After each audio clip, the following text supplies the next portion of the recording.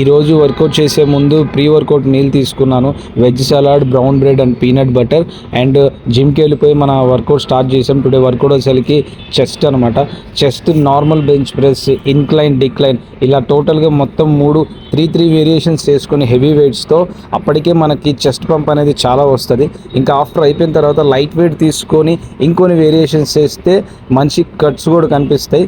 So ఇంకా after అయిపోయిన తర్వాత ఈరోజు ఇంకో వర్కౌట్ చేశాను. అదేంటంటే యాప్స్ ఒక 10 days కష్టపడి మనం ఒక జంక్ ఫుడ్ తీసుకున్నాం అనుకోండి, కంప్లీట్గా కొలాప్స్ అయిపోతుంది. సో జంక్ ఫుడ్ అనేది మ్యాక్సిమంగా అవాయిడ్ చేయండి జిమ్ వర్కౌట్ చేసేవాళ్ళు. సో ఇంకా అలా మనం చాలా వేరియేషన్స్ చేసుకున్న యాప్స్లో ఇంకా ఫైనల్గా లెగ్ రైజెస్ అండ్ లాస్ట్లో ప్లాంక్ చేసుకున్న, అది కూడా సైడ్ ప్లాంక్.